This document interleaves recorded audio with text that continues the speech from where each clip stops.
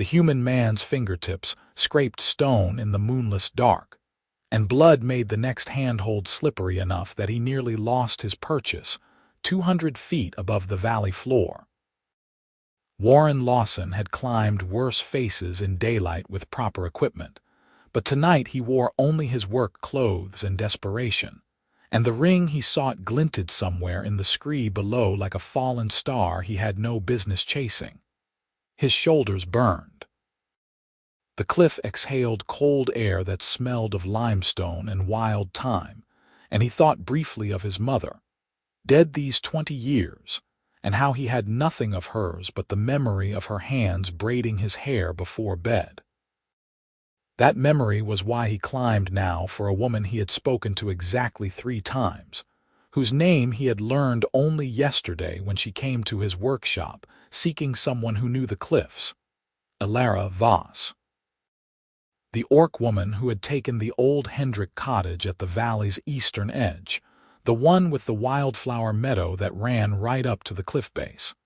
She kept bees. He had seen her twice in the village before she appeared at his door, each time from a distance, each time noting the way people crossed the street or fell silent when she passed. Green-skinned, small-tusked, alone. She carried her grief visibly in the set of her shoulders, and the careful way she moved through the world, as though she had learned not to take up too much space. Yesterday she had stood in his workshop doorway backlit by afternoon sun, her shadow falling across the stone samples he was cutting for the church repair. "They said you know the cliffs," she had said without preamble. Her voice was lower than he expected, steadier. "I lost something on the eastern face. I went up the trail this morning and my satchel tore. A ring fell. My mother's ring." He had set down his chisel and straightened, stone dust coating his forearms. "The eastern face is sheer below that trail. Nothing survives the fall intact. The ring will." She had not moved from the doorway. "It is iron and old. It will not shatter. Retrieving it would mean a night climb. The rockfall zone is too dangerous in daylight, too many hikers, and you would need to know exactly where it fell." She had pulled a folded paper from her pocket then, stepped inside far enough to spread it on his workbench. A map, carefully drawn with the trail marked and an X where the satchel had torn. "I watched it fall. I marked the trajectory. It is wedged in a crack about 40 feet down from the trail, near the white stone vein." He had studied the map, studied her face. She met his eyes without flinching, though her jaw was tight. "Why not hire someone?" he asked. "I am not the only climber in the valley." "You are the only one who did not turn me away when I asked for directions last month." She refolded the map. "And the others said they would do it for 50 silver. I have 30. He had named no price. He had taken the map and told her he would consider it, and she had left without thanking him, perhaps understanding that gratitude offered too soon became a burden. But that night, he had sat in his empty house with the map spread before him and thought of his mother's hands, and how he would have climbed any cliff, scaled any height, to have something solid and real that had belonged to her. He thought of the orc woman's careful map, the precision of her X, the way she had watched the ring fall, and marked its resting place as though she could will it safe through sheer attention. So now he climbed in the dark with bleeding fingers and the stars hidden behind cloud, and the white vein of quartz gleamed faintly 20 feet below, and he forced himself to breathe slowly and find the next hold. His boots scraped stone. A shower of pebbles rattled down into darkness. The cliff face here was treacherous, sedimentary layers that crumbled under pressure, and he tested each grip twice before committing his weight. 15 feet. 10. The quartz vein resolved into a diagonal slash across darker stone, and beside it a crack just wide enough to trap something small. He inched sideways, his cheek pressed to cold rock, His right hand extended until his fingers found the crack and the smooth circle of iron within it. The ring was warm. Impossible, but true. It sat in his palm like a coal, and he tucked it carefully into his shirt pocket and buttoned the flap before beginning the climb back up. His arms shook now. The adrenaline that had carried him down was fading, replaced by the cold arithmetic of exhaustion and distance. 200 feet. He had climbed it 1,000 times in his mind on the way down, but the way up was always harder, always longer. Halfway up his left boot slipped. For one weightless moment he hung by his fingertips, his body swinging out over nothing, and then his scrabbling foot found a nub of stone, and he pressed himself flat against the face and waited for his heart to slow. The ring in his pocket felt heavier than iron. He thought absurdly of the orc woman's map, her careful X, and how she would never know how close he came to falling if he did not tell her. He climbed. Hand over hand, inch by inch, testing each hold and breathing through the burn in his shoulders. The clouds broke apart above him and moonlight spilled across the cliff, rendering the stone silver and black, and he could see the trail now, a dark line against paler rock, 30 feet up, and then 20, and then 10. When he pulled himself over the edge onto the trail, he lay on his back on hard, packed earth and stared at the sky and listened to his own breathing. The moon was waning, 3 days from dark. His hands throbbed. He sat up slowly, every muscle protesting, and checked his pocket. The ring was there, still impossibly warm, a plain band of dark iron worn smooth by years of wearing. He stood and began the walk back down the trail toward the valley, and by the time he reached level ground the moon had set, and the first gray light of dawn was seeping into the eastern sky. The Hendrick cottage sat alone at the end of a rutted track, its stone walls softened by climbing roses that had gone wild in the years since old Hendrick died. Smoke rose from the chimney. The meadow beyond the cottage was a tapestry of wildflowers just coming into summer bloom, blues and yellows and whites, and wooden hives stood in neat rows at the meadow's far edge where it met the cliff base. Warren knocked and waited, suddenly aware of the blood on his hands and the stone dust coating his clothes. The door opened and Elara stood framed in morning light, dressed in a simple linen dress the color of honey, her dark hair braided back from her face. She looked at him and then at his hands, and her eyes widened. "You found it," she said, and it was not a question. He pulled the ring from his pocket and held it out.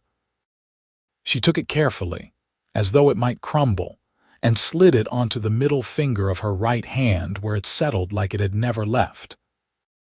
For a moment she simply stood there with her hand raised, looking at the ring, and then she looked at him and he saw tears on her face though she made no sound.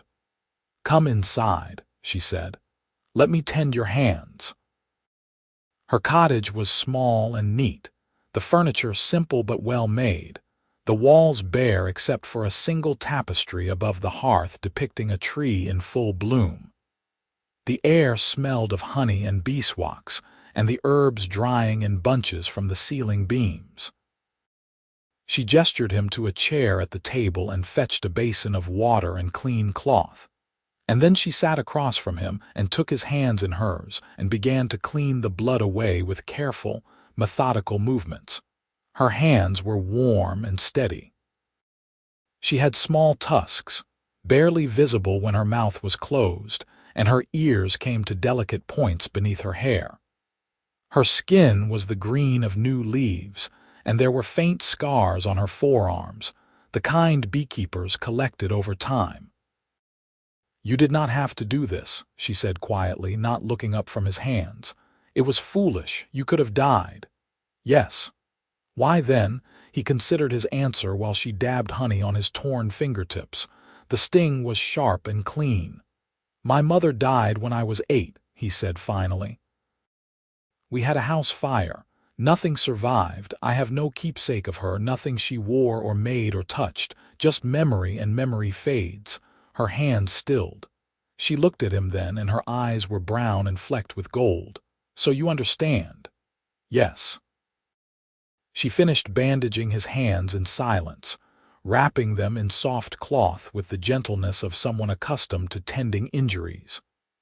When she was done, she sat back and looked at the ring on her own hand, turning it slowly so it caught the light from the window. "My mother was a beekeeper," she said. "As was her mother before her. This ring was made by my great-grandfather from iron he forged himself. My mother wore it every day of her life until she died 3 months ago." She paused. "I came here to start again. To keep bees in a place where no one knew me or my grief. But the ring made it bearable, wearing it. And then yesterday I was foolish. I carried too much up the trail to look at the cliff blooms, and the satchel tore. You watched it fall. I climbed down as far as I dared. It was not far enough." She met his eyes. "I thought I had lost the last piece of her I could touch. But now you have it back." "Yes." She stood and moved to the hearth where a kettle was steaming. "Are you hungry? I have bread and eggs." He was suddenly aware that he had not eaten since yesterday noon. "Yes." "Thank you." She cooked in silence, efficient and unhurried, and he watched the morning light strengthen through the window and the way it illuminated the meadow beyond. The bees were already at work, moving from flower to flower in the still air. "How long have you been a stonemason?" she asked as she set a plate before him. "Since I was 14. I apprenticed with Thomas Garrett in the village. He taught me the cliffs, too, how to read stone, how to climb safely." "And yet you climbed in the dark," he smiled faintly. "As I said, foolish." She sat across from him with her own plate, and they ate together in companionable quiet. The food was simple and good, the bread dense and nutty, the eggs rich with orange yolks. Outside, a meadowlark called, and the morning continued its slow unfurling. "Will you tell me about your bees?" he asked eventually, and she did. She told him about the hives she had brought from her mother's land in the north, about the queens and their colonies, about the flowers each bee preferred, and the different honeys they made. She told him about the rhythm of the seasons, the spring buildup and the summer flow, and the careful preparations for winter. Her voice lost its tightness as she spoke, and her hands moved to illustrate, and he found himself leaning forward to catch every word. "The meadow here is perfect," she said. "Old Hendrik let it run wild for years, and the diversity is remarkable. I have flowers blooming in sequence from early spring through late fall. The bees are thriving." "I am glad," he said, and meant it. When the meal was finished, she walked him to the door, and he stepped out into full morning, the sun warm on his shoulders. She stood in the doorway with the light behind her and the ring visible on her hand. "Thank you," she said, "for climbing in the dark for something that mattered only to me." "It matters," he said simply, and left before she could reply. He walked back through the valley to his own house in the village, a small stone building he had constructed himself with 2 rooms and a workshop attached. He slept through the afternoon and woke at dusk with his hands aching, and his dreams full of cliffs and falling stars. The next day he returned to his work at the church, cutting and fitting stones for the nave repair. The church was old, built 200 years ago from the same limestone as the cliffs, and the stones required careful matching to blend invisibly with the original work. It was work he loved, precise and demanding, and it kept his hands busy and his mind quiet. But in the evening he found himself walking the track to the Hendrik cottage again, and when Elara opened the door, she did not seem surprised to see him. "I brought honey cakes from the baker," he said, holding up the wrapped package, "by way of apology for bleeding on your table." She laughed, a sound like water over stones. "You are welcome without bribery, but I will not refuse honey cakes." They sat in her garden as the sun set, eating cake and watching the bees return to their hives for the night. She told him about her day, about a hive that was preparing to swarm and how she would split it, and he told her about the church stones and the satisfaction of a joint so tight no mortar was needed. "You live alone?" she asked eventually. "Yes. My father died 5 years ago. I never married." "Never wanted to," he considered. "Never found the right reason to," she nodded slowly. "I was engaged once, a man from my village. He died in a border skirmish 3 years ago. I am sorry. So am I." She looked at the darkening sky. "After my mother died, there was nothing left to keep me there. Too many ghosts, so I came here. Do you like it? The valley itself, yes. The people are slower to judge than I expected, though they still cross the street." She glanced at him. "Except you." "My mother taught me to judge people by their actions, not their appearance. It is advice I have tried to keep."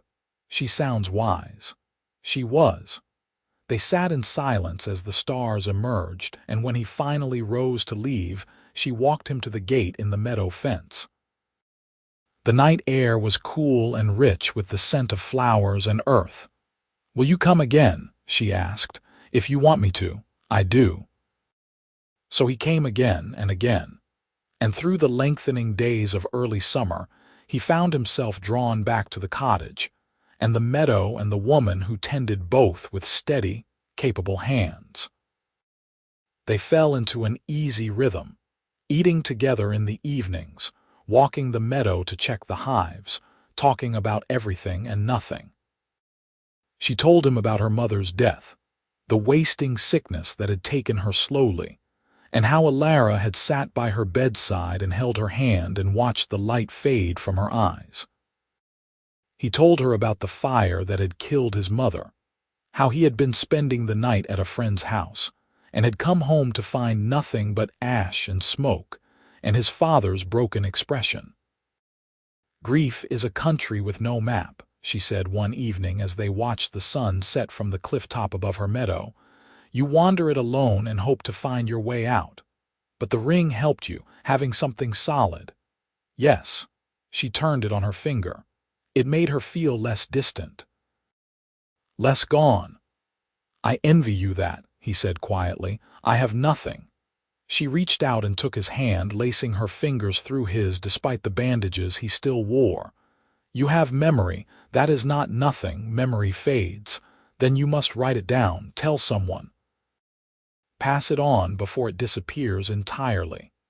He looked at their joined hands, at the contrast of her green skin against his sun-browned fingers. "I am telling you. Then I will remember too," she said, "and it will be less likely to be lost." The warmth in his chest at her words surprised him with its intensity. He squeezed her hand gently, and they sat together in the gathering dark, and when he walked her home he found himself reluctant to let go. 2 weeks after the night climb, he kissed her for the first time. It was evening and they were in her garden, and she had been laughing at something he said, and he leaned forward and brushed his lips against hers, and she stilled and then kissed him back, tentative at first and then with growing confidence. Her tusks pressed lightly against his upper lip, and her hands came up to frame his face, and when they finally drew apart she was smiling. "I was beginning to think you never would," she said. "I was waiting for the right moment. And this was it?" "Yes." She kissed him again, longer this time, and when they parted she rested her forehead against his. "Stay for supper." "I intended to." They cooked together, moving around each other in the small kitchen with the ease of long practice. And after they ate, they sat by the fire and talked until the moon was high and he finally, reluctantly, rose to leave. She walked him to the door and kissed him good night, and he walked home through the dark valley with his heart lighter than it had been in years. But the next day brought news that shattered the peaceful rhythm they had built. Warren was in his workshop when Thomas Garrett, his old master, arrived with his face set in grim lines. "Have you heard?" Thomas asked without preamble. Heard what? The Redstone Mining Company has bought the rights to the eastern cliff. They mean to quarry it starting this fall. Warren set down the chisel he had been sharpening. The eastern cliff, that is impossible. That stone is too fractured to quarry safely. You and I know it. They apparently do not care. They have surveyors coming next week to mark the site. But the cottage, the meadow, Elara's bees. Thomas's expression softened slightly. The orc woman. Yes, her lease is from the Hendrick estate, is it not? They sold the land rights to Redstone 6 months ago. She would have had no way of knowing. Warren felt something cold settle in his stomach. The quarrying will destroy the meadow. The blasting alone will drive the bees away, and the dust will poison what flowers remain. I know. I am sorry. Can it be stopped? The company has a signed contract. Unless someone can prove the cliff is unsafe to quarry, I do not see how. Thomas paused. They have offered me the job of lead mason. Good pay, year of steady work. Warren looked at him sharply. Will you take it? I am considering it. I am too old to be proud about employment. He met Warren's eyes. They will offer you work too. You know that stone better than anyone. I will not help destroy her home. Then you will have to find another way to stop it. But I warn you, Warren, Redstone does not stop easily. They have lawyers and money and friends in the territorial government. One stonemason and one orc beekeeper will not be enough. After Thomas left, Warren sat in his workshop and stared at the half-finished church stones and thought about Elara's face when she spoke of the meadow, the peace she had found there, the life she was building from the ruins of grief. He thought about the ring he had climbed a cliff to retrieve, and how all of it, everything she had rebuilt, was about to be torn away by men who saw only profit in stone. He walked to her cottage that evening and found her in the meadow, checking the hives in the long golden light. She smiled when she saw him, but the smile faded when she saw his expression. What is wrong? He told her. He watched the color drain from her face and her hands clench into fists and then slowly unclench. When he finished, she was silent for a long moment, staring at the cliff that rose above her meadow like a guardian. When? She asked finally. They are sending surveyors next week. Quarrying would start in the fall after harvest. Can it be stopped? Not easily. They have legal rights to the stone. The only way would be to prove the cliff is unsafe to quarry. And is it? He hesitated. Yes. The stone is badly fractured sedimentary layers that have been compromised by water infiltration and freeze-thaw cycles. Blasting would destabilize the whole face. But proving it would require a formal geological survey, and those are expensive. How expensive? More than I have. More than you have. She turned away and walked to the cliff base, pressed her palm flat against the stone. So they will destroy it anyway. Destroy the meadow, drive away the bees, and probably bring down the cliff on their own heads in the process. Yes, and there is nothing we can do. He came to stand beside her, his own hand on the stone. It was warm from the day's sun, solid and real beneath his palm. I did not say that. I said it would not be easy. She looked at him, and in her eyes he saw not defeat but the beginning of calculation. What are you thinking? I am thinking that I know this cliff better than any surveyor they will send. I have climbed every inch of it, mapped it, studied its structure. If I can document the fractures, the water damage, the instability, that might be enough. Might be. It is better than nothing. She nodded slowly. What do you need from me? Help. Time and every ounce of stubbornness you possess. The ghost of a smile touched her mouth. I am orc. Stubbornness is bred into us. Then we have a chance. They began the next morning. Warren brought his climbing equipment, his notebooks, his measuring tools, and together they ascended the trail to the cliff top. He taught her the basics of safe climbing, how to tie knots and belay. and then he rappelled down the face while she managed the rope above, and he spent hours examining the stone, making detailed sketches of every crack and fissure, every place where water had infiltrated and frost had worked its slow destruction. The work was meticulous and exhausting. Each day they climbed and documented, and each evening they returned to the cottage, and Warren transcribed his notes into a formal report, complete with diagrams and measurements. Elara cooked and brought him food and sat beside him offering observations, pointing out patterns he had missed. "Here," she said one night, tapping a series of sketches. "These fractures all run parallel, about 20 degrees off vertical. What causes that?" He looked where she pointed and felt something click into place. Fault lines. There must be an old fault running through the cliff at that angle.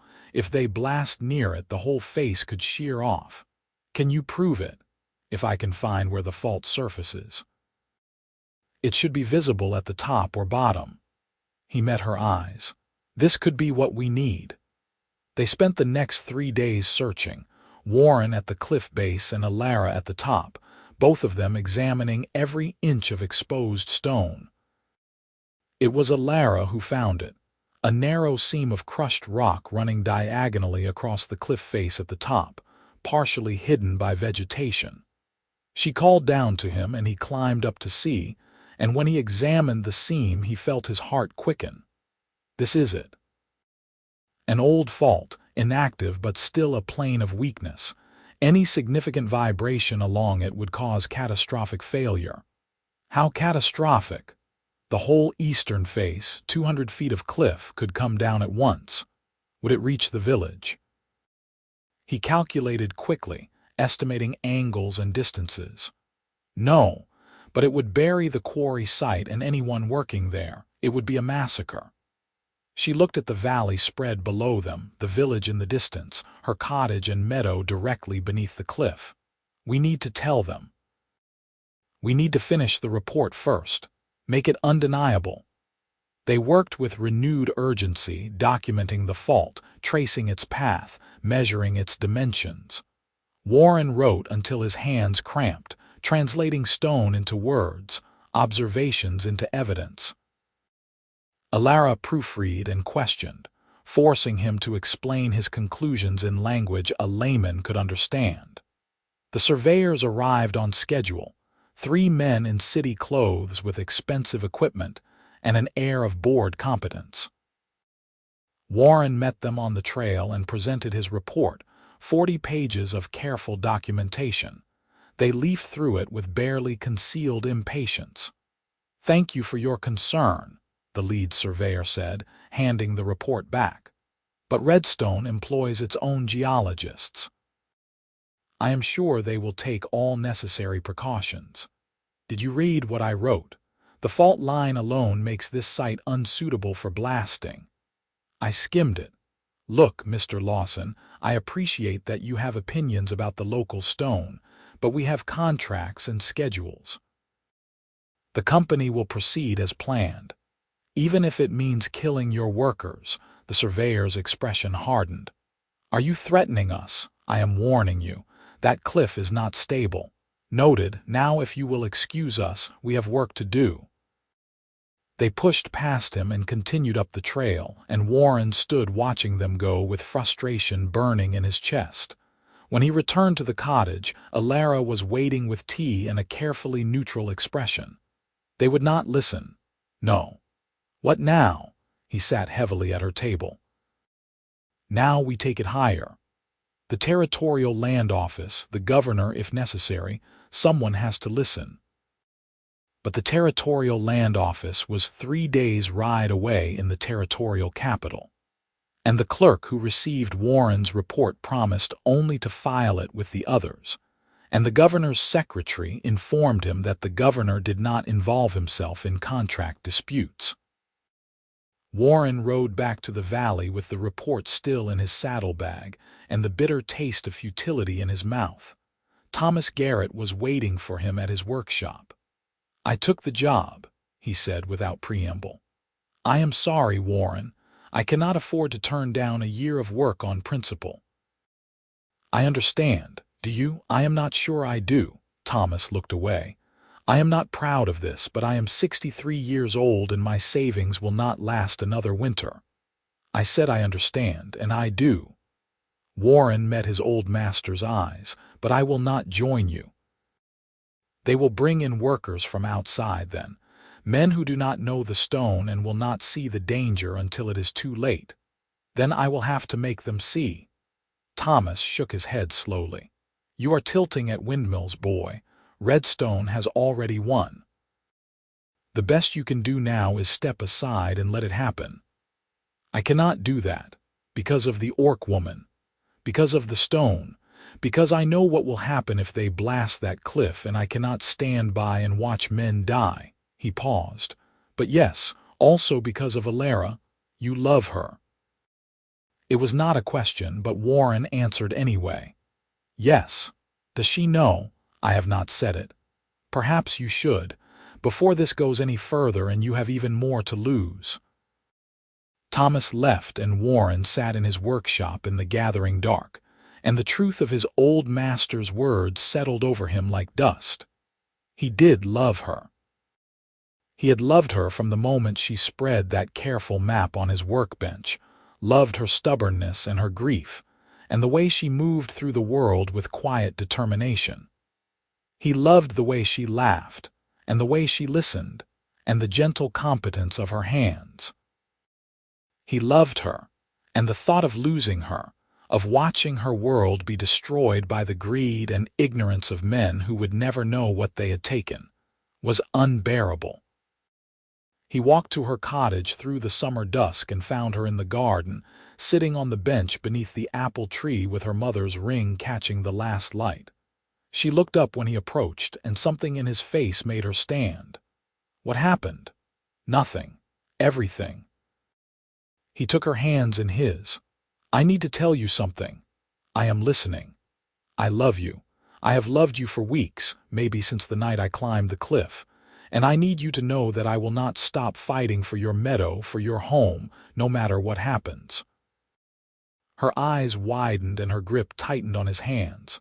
"Warren, you do not have to say anything. I just needed you to know."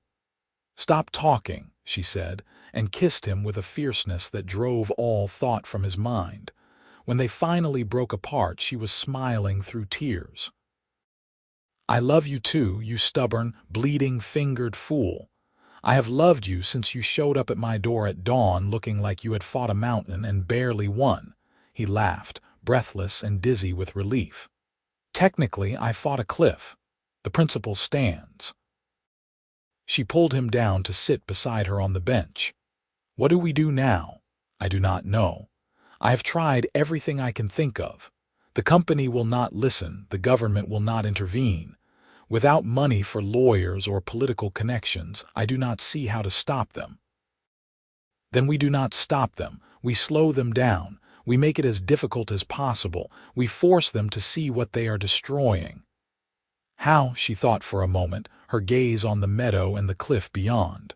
"We document everything, not just the stone, but the meadow. Every species of flower, every bee colony, every bird and butterfly. We show what will be lost, and we invite people to see it for themselves. You want to open the meadow to visitors. I want to make them care. Right now this is just land to them, just stone and dirt. But if they can see the bees working, taste the honey, understand what grows here, maybe enough of them will speak up that the company will have to listen." It was a long shot, but it was something. Over the next 2 weeks they threw themselves into the work with desperate energy. Warren continued documenting the cliff's instability, while Elara cataloged the meadow's ecosystem, pressing flowers, sketching insects, writing descriptions in careful script. They made signs and posted them in the village inviting people to visit, to see the meadow before it was gone. At first only a few came, mostly children and their mothers, drawn by curiosity and the promise of honey. But word spread, and soon there was a steady trickle of visitors, and then a stream. Elara led tours through the hives, explaining the bees' work with patient enthusiasm, and Warren showed them his cliff documentation, pointing out the fractures and explaining in simple terms why blasting would be catastrophic. Not everyone was sympathetic. There were those who muttered about meddling and progress, who said that stone was stone and one meadow was much like another. But there were others who looked at the flowers and the bees and the honey golden light and understood what would be lost. The village baker started selling honey cakes made with Elara's honey and talking up the meadow to her customers. The blacksmith, who had lost his own farm to a mining company 10 years prior, began organizing meetings at the tavern to discuss alternatives. And slowly, grudgingly, momentum began to shift. The Redstone Mining Company sent representatives to the village, slick men in expensive suits who promised jobs and prosperity, and assured everyone that modern blasting techniques were perfectly safe. But Warren stood up at the meeting and presented his report, and this time people listened. He showed them the sketches of the fault line, explained how the cliff would fail, estimated how many workers would die in the collapse. And when the representatives tried to dismiss him as an alarmist, Thomas Garrett stood up from the back of the room. "I have taken Redstone's money to lead this project," Thomas said, his voice carrying clearly. "And I am here to tell you that Warren Lawson is right. That cliff is a death trap. I have been climbing and working stone for 45 years, and I will not send men into that quarry knowing what I know now." The room erupted in argument, but the seed was planted. Over the following days, pressure mounted. The territorial newspaper sent a reporter who interviewed Warren and Elara and wrote a scathing article about Redstone's disregard for safety. The Workers' Guild sent an inspector who reviewed Warren's report and declared the site unsuitable for quarrying. And finally, grudgingly, the Territorial Land Office agreed to order an independent geological survey before allowing work to proceed. The survey took 6 weeks. The geologist was a severe woman from the university who climbed the cliff herself and spent days tapping at stone and taking measurements. Warren watched from a distance, torn between hope and dread, and Elara stood beside him with her hand in his and her mother's ring warm against his palm. When the geologist's report came, it was unequivocal. The eastern cliff was structurally unsound and unsuitable for commercial quarrying. Any attempt to blast the face would result in catastrophic failure and probable loss of life. The site was condemned, the contract voided, and Redstone withdrew with threats of lawsuits that never materialized. The meadow was safe. Warren learned the news from a messenger who rode out from the land office, and he walked to the cottage in the warm September afternoon with his heart too full for words. Elara met him at the gate, and one look at his face told her everything. She let out a sound between a laugh and a sob and threw her arms around him, and they stood there in the meadow with the bees humming around them and the cliff standing guardian overhead. "We did it," she whispered against his shoulder. "We actually did it. You did it. Your idea, inviting people to see what would be lost, that was what changed everything. Our idea, our work." She pulled back to look at him, her eyes bright. "Our victory." "Yes." They walked together through the meadow, hand in hand, and the weight of the past month seemed to lift with each step. The summer's battle had forged something between them stronger than romance, a partnership built on shared purpose and mutual respect. They had fought together and won together, and the taste of that victory was sweet. But there was something Warren needed to do, something he had been planning since the day the geologist arrived. That evening, after supper, he asked Elara to walk with him to the cliff top, and she agreed without question. They climbed the trail in the gathering dusk, and at the top, where the old fault line ran across the stone, Warren stopped and turned to face her. "I have been thinking," he said, "about what comes next. The meadow is saved, the bees are thriving. You have built a good life here." "We have," she corrected gently. "You are part of that life now. I want to be, not just part of it, but fully in it with you, permanently." He reached into his pocket and pulled out a small ring, silver this time, set with a single amber stone. He had commissioned it from the village silversmith weeks ago, in a moment of hope and terror, and now he held it out to her with hands that only trembled slightly. "Elara Voss, will you marry me?" She stared at the ring, her expression unreadable, and for a long moment Warren felt his courage waver. Then she looked up at him and her face was radiant. "Yes, yes, absolutely yes." He slid the ring onto her left hand, beside her mother's ring, and she held up both hands to admire them in the fading light.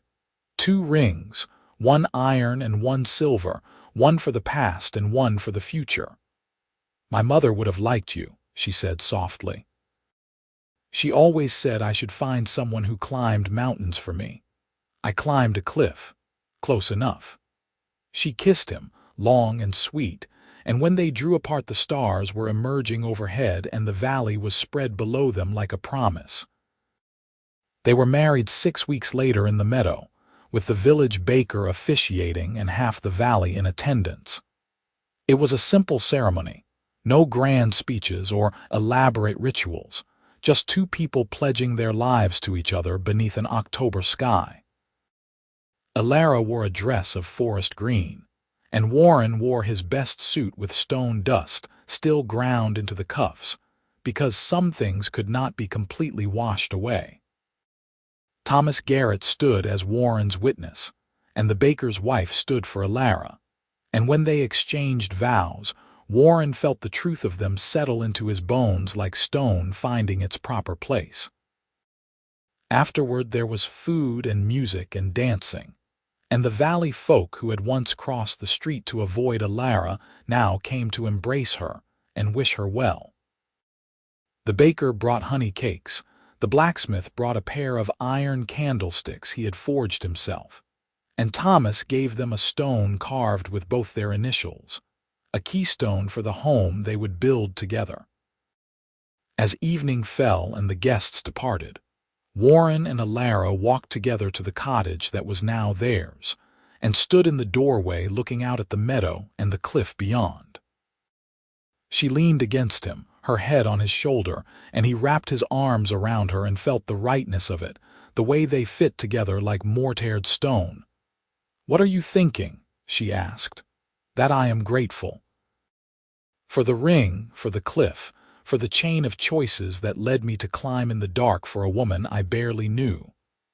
And now I know you, and I will spend the rest of my life knowing you better." She turned in his arms and kissed him, and the warmth of her, the solidity, felt like coming home. They settled into married life with the easy rhythm of people who had already learned to work together. Warren continued his mason work, taking commissions throughout the valley, and Elara tended her bees and sold honey at the village market. They expanded the cottage, adding a second room and a larger workshop where Warren could store his tools and Elara could process honey and wax. The work was satisfying, the kind that left them tired but content at day's end. Winter came and the bees clustered in their hives for warmth, and Warren and Elara spent the long evenings by the fire, reading and talking and planning for spring. She taught him about beekeeping, the subtle art of it, and he taught her about stone, how to read its grain and weakness. They learned each other's rhythms, each other's silences, the comfortable intimacy of shared space and shared purpose. Spring brought new life to the meadow. The flowers bloomed in waves, and the bees emerged from their winter cluster with renewed vigor. Elara split the hives that needed it and started new colonies, and Warren helped her build new hive boxes from cedar he had seasoned through the winter. They worked side by side in the warm sun, and at night they fell into bed exhausted and happy, their hands stained with honey and wood and the evidence of good work. It was in late spring that Elara told him she was pregnant. They were in the meadow checking the hives, and she said it casually, as though it were no more momentous than commenting on the weather. "I think we will need to prepare the second room for a child. I am fairly certain I am carrying one." Warren stared at her, his hands full of hive frames he had been inspecting. "You are certain as I can be without a midwife's confirmation, but yes, I am pregnant." He set down the frames carefully, his hand suddenly unsteady, and pulled her into his arms. She laughed against his chest, the sound rich with joy, and he held her and felt the enormity of it settle over him like sunlight. "A child," he said, "our child." "Yes, are you happy?" "I am terrified and elated in equal measure." "Good, that seems appropriate." They told no one else until Elara was 3 months along, and showing enough that hiding it seemed pointless. The midwife confirmed what they already knew and pronounced Elara healthy and the pregnancy progressing normally. The due date was set for late autumn, when the bees would be settled for winter and the meadow would be quiet. Warren threw himself into preparations with the same intensity he had brought to saving the meadow. He reinforced the second room, built a cradle from oak he had been seasoning for years, sewed tiny clothes with the help of the baker's wife, who took pity on his fumbling attempts. Elara watched his frantic activity with patient amusement and continued her own work, tending the bees and making honey, her body changing in slow increments that filled Warren with awe.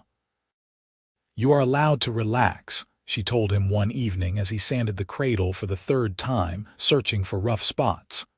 "The child will not care if the wood is perfectly smooth." "I will care. You are nervous." "Of course I am nervous.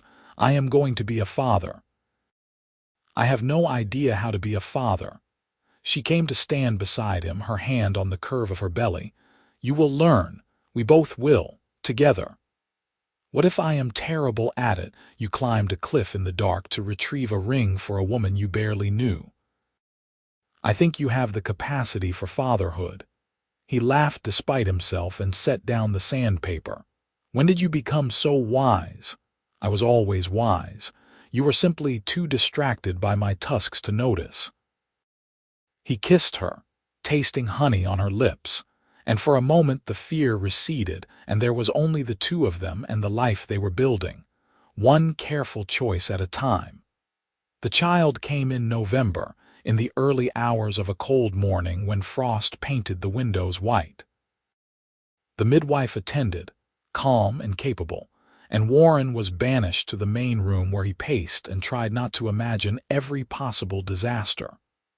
The baker's wife brought him tea and platitudes, and Thomas arrived to sit with him in solidarity, and together they waited while the night crawled past.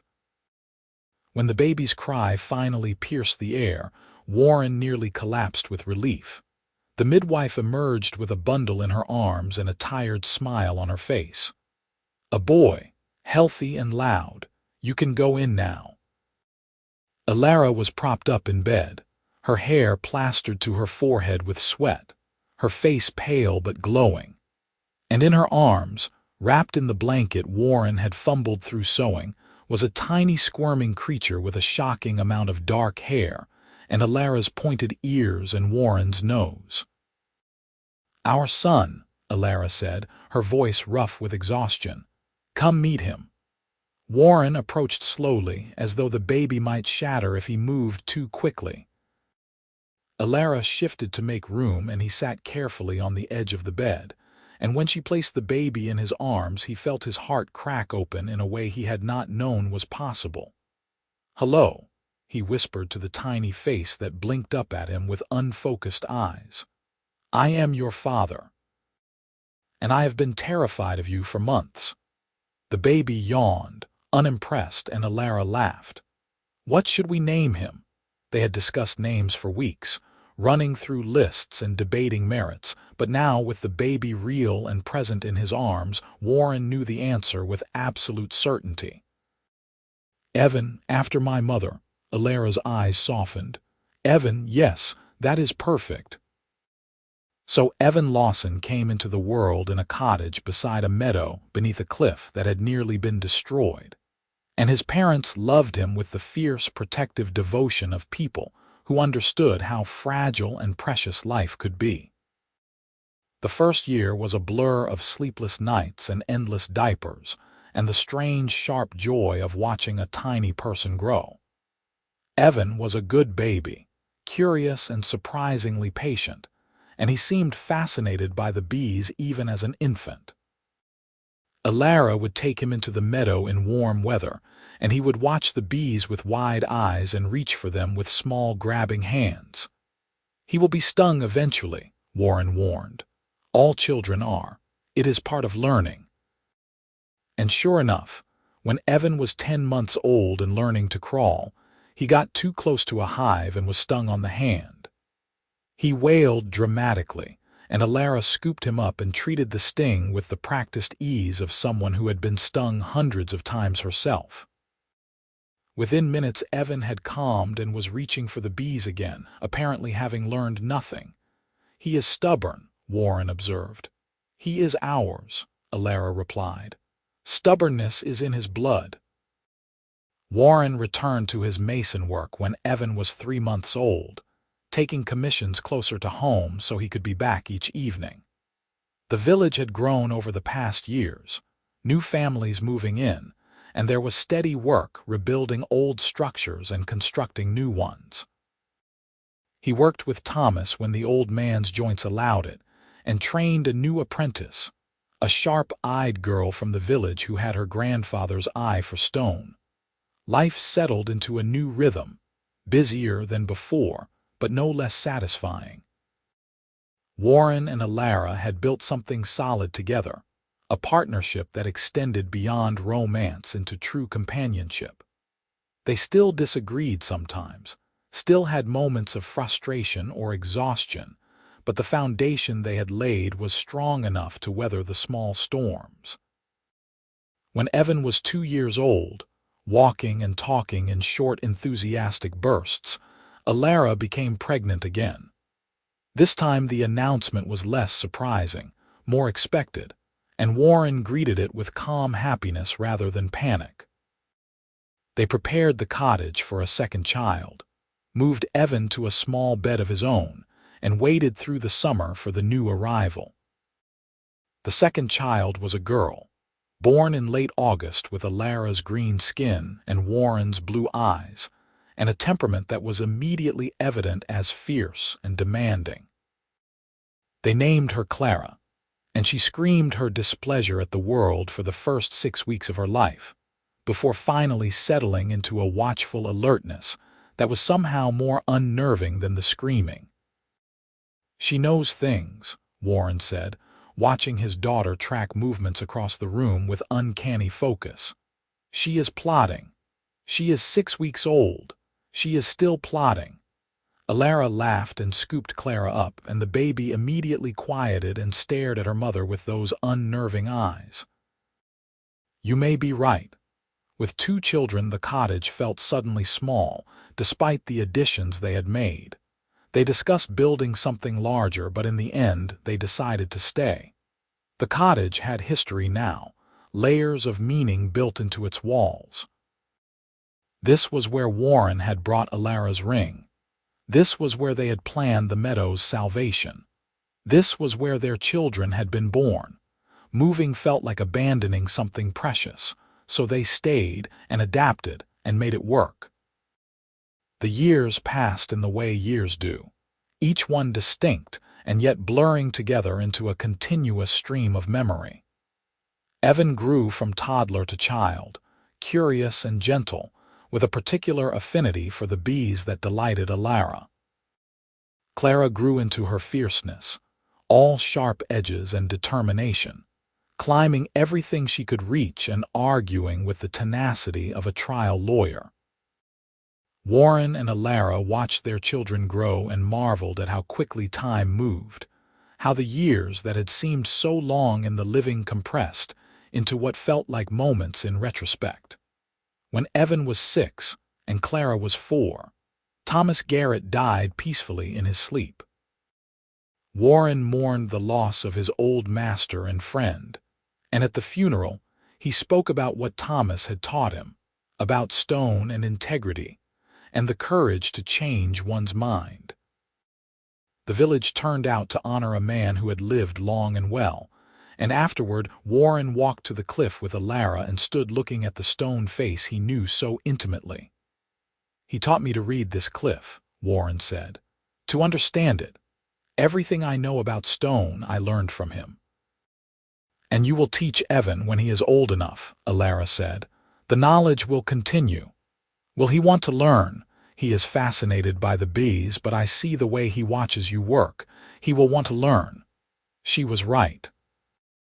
As Evan grew older, he began to spend more time in Warren's workshop, asking questions, watching the careful process of cutting and shaping stone. Warren taught him as Thomas had taught him, with patience and precision, and found joy in passing on the knowledge that had been given to him. Clara showed no interest in stone or bees, but discovered a passion for growing things. She planted a garden beside the cottage and tended it with the same fierce determination she brought to everything. And by the time she was 7, she was growing vegetables that won prizes at the village fair. Elara taught her about herbs and medicinal plants, and Clara absorbed the information with the focus of a scholar. The meadow thrived. Elara's honey became famous throughout the territory, prized for its complex flavor and purity. She hired help during busy seasons, training local youngsters in the art of beekeeping, and the meadow became not just her livelihood but a teaching ground for a new generation. Warren's masonry business prospered as well. His reputation for honest work and careful craftsmanship spread, and he took commissions from as far as the territorial capital. He traveled sometimes for the larger projects, but never for more than a few days, always eager to return home to his family and his meadow. On quiet evenings they would sit together in the garden, Warren and Elara, watching the children play and the bees return to their hives as the sun set. These were the moments Warren treasured most, the peaceful, ordinary ones that made up the texture of a life well lived. "You ever regret it?" Elara asked one such evening. Evan was showing Clara something in the meadow, their voices carrying on the still air. "Turning down the quarry work, fighting redstone, tying your fortunes to mine." Warren looked at her, at the woman he had climbed a cliff for in the dark, who wore 2 rings now, one for her mother and one for him. Never, not for a single moment. Not even when money is tight or the work is hard, especially not then. The work is hard because it matters. The money is tight because we chose meaning over profit. I would make the same choice 1,000 times over. She leaned against him, her head on his shoulder, and they sat in comfortable silence as the day faded into dusk. The children's voices grew quieter as they tired, and soon Clara came running back with Evan trailing behind, both of them grass-stained and happy. "Papa, Mama, we found a bird's nest in the apple tree," Clara announced. "Can we keep it?" "The bird might have opinions about that," Warren said. "Birds are particular about their nests. We will just watch it then. Evan says there might be eggs." "There probably are. This is the right season for it." The children ran off again, their energy apparently endless, and Warren watched them go with the bittersweet awareness that they would not be children forever, that these days of grass stains and bird nests were finite and precious. "They are growing up too fast," Elara said, echoing his thoughts. "They are, but that is the way of things. We raise them to leave us eventually." "Not yet, though." "No, not yet." The The summer Evan turned 12 and Clara turned 10, they took a family trip to the cliff top, all four of them climbing the trail together. Warren pointed out the fault line, explained the geology, told the story of the quarry fight and how their mother's stubbornness had saved the meadow. The children listened with the skeptical attention of young people who have heard their parents' stories many times. But Warren saw the pride in their eyes when he spoke of Elara's courage. At the top they spread a blanket and ate the lunch Elara had packed and looked out over the valley that was their home. The village had grown, more houses spreading across the valley floor, but the meadow remained unchanged, a green jewel against the cliff base. "Will you teach me to climb properly?" Evan asked. "Not just hiking, but real climbing like you did for Mama's ring." Warren glanced at Elara, who nodded slightly. "If you are serious about learning, real climbing is dangerous. It requires discipline and patience and respect for the stone." "I am serious." "Then yes, we will start this fall when the weather cools." Clara, not to be left out, demanded to learn as well, and Warren agreed, though he suspected her interest was more competitive than genuine. But Clara had a way of surprising him, and perhaps she would find something in the stone that spoke to her. They began lessons that autumn, Warren taking each child up the cliff one at a time, teaching them knots and belaying and how to read a rock face for handholds. Evan took to it naturally, his movements careful and considered, his focus absolute. Clara attacked the cliff with characteristic determination, refusing to acknowledge fear or difficulty, and though her technique was rougher, she had the kind of stubborn strength that carried her through. By winter, both children could climb the easier routes with minimal supervision, and Warren felt the same pride Thomas must have felt watching his own apprentices master the stone. The knowledge was being passed down, the tradition continuing, and there was satisfaction in that continuity.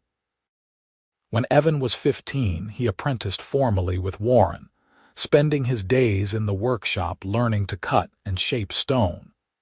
He had his father's patience and his mother's attention to detail, and Warren knew he was training someone who would surpass him eventually. The thought brought no jealousy, only pleasure. This was what teaching was meant to be, the student eventually exceeding the master. Clara showed no interest in apprenticing with either parent. She had her garden and her herbs and a growing reputation as a healer, learning from the village midwife and the traveling doctor who passed through twice a year. At 16, she declared her intention to study medicine formally, and Warren and Elara scraped together the funds to send her to the territorial university for a year of training. When she left, the cottage felt strangely empty despite Evan's continued presence. Warren and Elara adjusted to the new rhythm, to the reality of their children becoming adults with lives that would increasingly take them beyond the meadow. It was the natural progression of things, but that did not make it easier. "I miss her," Elara said one evening, looking at Clara's empty place at the table. "I miss them both, even though Evan is still here," Warren replied. "I miss them as children, as the small people they were. But you love who they are becoming." "Yes, absolutely. But I am allowed to miss what was. We are, and we are allowed to be grateful for what is and what will be." Warren reached across the table and took her hand, his fingers intertwining with hers, and looked at the 2 rings she still wore, the iron band worn thin with years of wearing and the silver ring he had given her, both of them symbols of continuity and love. Clara returned from her year of study full of new knowledge and determined to open a small surgery in the village. Warren helped her convert an old building for the purpose, and Elara donated honey and herbs for her medicines. Within a year, Clara had more patients than she could handle, and she wrote to the university requesting a partner to help share the load. Evan completed his apprenticeship, and took his first solo commission, a complex stone arch for a new bridge over the river. Warren watched him work, offering advice only when asked, and felt the deep satisfaction of seeing his son master a craft he loved. When the arch was complete, perfect and strong, Evan carved both their initials into the keystone, a quiet acknowledgment of the tradition they shared. The years continued their steady march. Warren's hair went gray and his hands developed the ache of age, but he still climbed when weather and joints allowed, still taught apprentices, still found joy in the work. Elara's hair silvered as well, and she moved a little slower through the meadow, but the bees still thrived under her care, and her honey still commanded premium prices. They became grandparents when Evan married a quiet woman from the village and had a daughter of his own, a green-skinned child with her father's gentle temperament. Clara remained unmarried, devoted to her work, and seemed content with that choice. Warren and Elara did not push. They had learned that happiness took many forms, and their children's lives were their own to shape. On the 20th anniversary of their marriage, Warren and Elara climbed the cliff trail one more time, moving slowly but steadily, pausing often to catch their breath. At the top they sat on the same spot where Warren had proposed, and looked out at the valley spread below. "You remember," Elara asked, "that night you climbed in the dark, how terrified I was when you showed up bleeding at my door. I remember thinking I had done something incredibly foolish for a woman I barely knew. And now I know it was the least foolish thing I ever did. Everything good in my life came from that climb. You, our children, this life we built together. All of it traces back to a night on a cliff and a ring that needed retrieving." She held up her hand, the two rings catching the afternoon light. The iron band was worn almost through in places, and the silver ring had developed a patina of age, but both still fit perfectly, both still meant everything. "My mother's ring and your promise," she said softly. "I wear them both still, and I will wear them until I die. And I will climb any cliff, scale any height, to keep them safe on your hand. I know, you have proved that already." They sat together as the sun descended toward the horizon, two people who had built a life from grief and chance and stubborn love. The meadow below bloomed in summer glory, the bees worked their endless rounds, and the cliff stood guardian over it all, solid and enduring. Eventually they rose and made their slow way back down the trail, hand in hand, leaving the cliff behind but carrying its lessons with them. That night, they lay in their bed in the cottage that had been their home for 20 years, and Warren held Elara close and listened to her breathing steady into sleep. He thought about the ring that had brought them together, about the climb in the dark and the months of fighting for the meadow, about the life they had built from those beginnings. He thought about his mother, gone so long ago, and how he had climbed partly for her, for the keepsake he had never had. And he thought about legacy, about what endured and what was passed down, and felt a deep, abiding satisfaction that his life had mattered, that he had built something worth leaving behind. Outside, the bees slept in their hives and the flowers closed their petals for the night, and the cliff stood watch over the valley, and Warren Lawson closed his eyes and slept, content in the knowledge that he had lived well and loved deeply, and climbed in the dark for all the right reasons.